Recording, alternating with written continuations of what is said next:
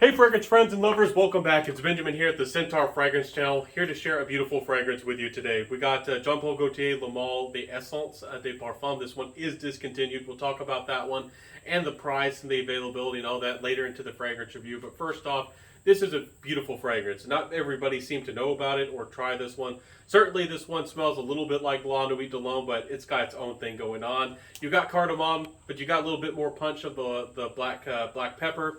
You got leather, you got that artemisia, again giving some licorice here.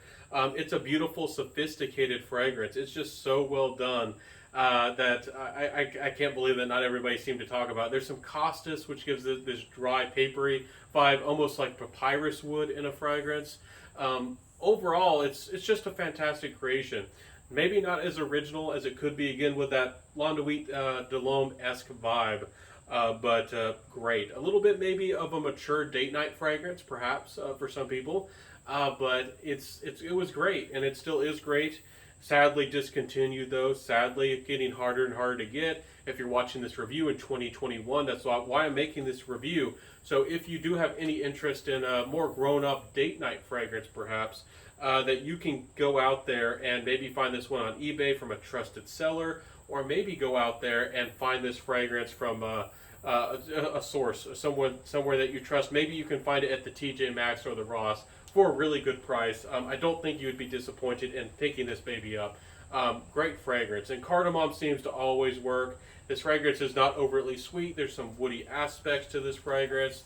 There's a little bit of depth. There's some leather that's giving it the backbone here, though, not really particularly from woodiness or anything like that. It's the leather that gives this fragrance a real backbone. Really nice fragrance, really great and smooth and addictive.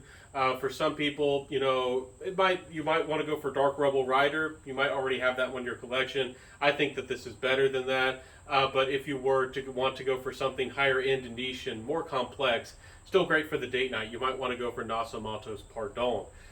Anyways, great fragrance here. I am a little bit shocked again that this was so didn't get as popular as it should have been.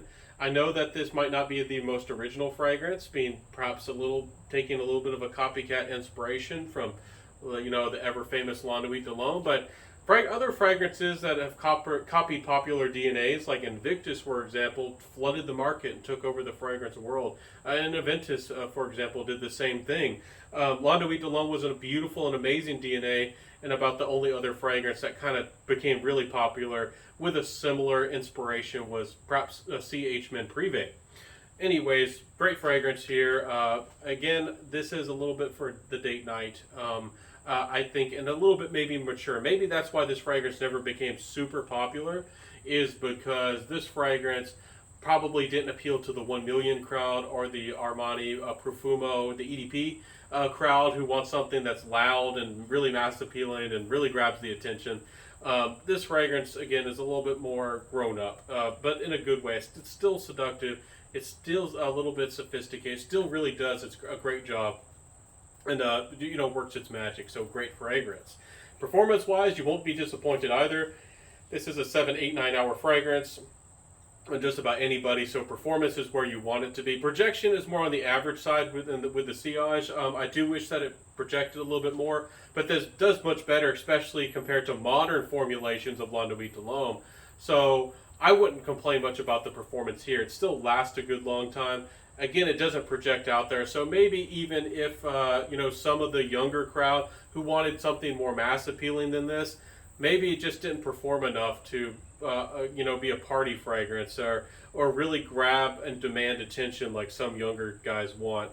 Maybe that's why this fragrance wasn't extremely popular. Not really sure exactly why. Let me know in the comment sections if you have any thoughts about that. But nice fragrance though. Performance is not bad, certainly on this one.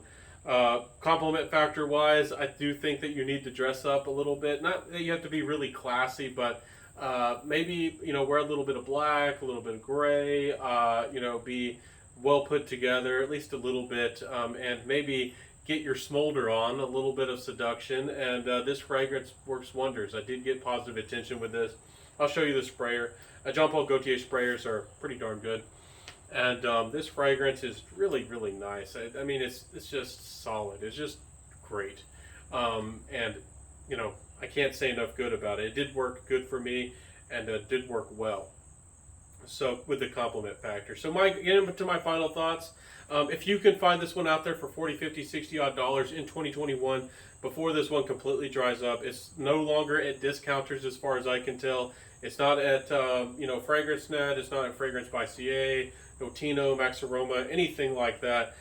So you might have to go to eBay, buy from a trusted seller if you can find somebody who has it for a fair price. Again, I wouldn't pay more than 40, 50, 60 odd dollars for this. And again, if you get lucky enough to find this at a rack store, Ross, TJ Maxx, whatever, Burlington, this might be something fun to pick up.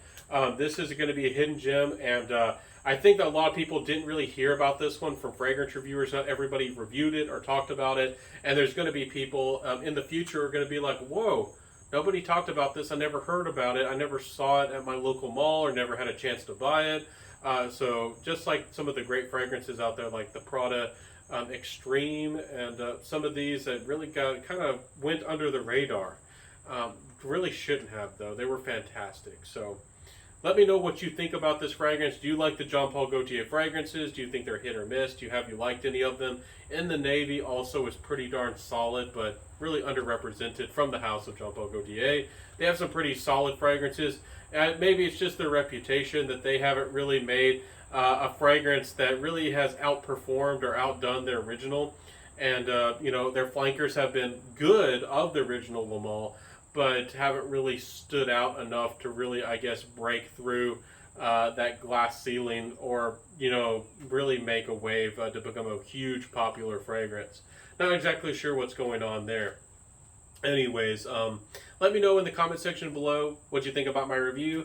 Are you interested in this fragrance? Again, if you're on a budget, Dark Rebel Rider, if you can still find a bottle for a fair price from John Varvatos, might be better for you on the budget. If you want something maybe as a mass appealer, maybe even more, see H-Men Privé still out there for a fair price. And again, if you want something that's similar and a niche version, you can get it in Demion Concentré or Nasa Matos Pardon.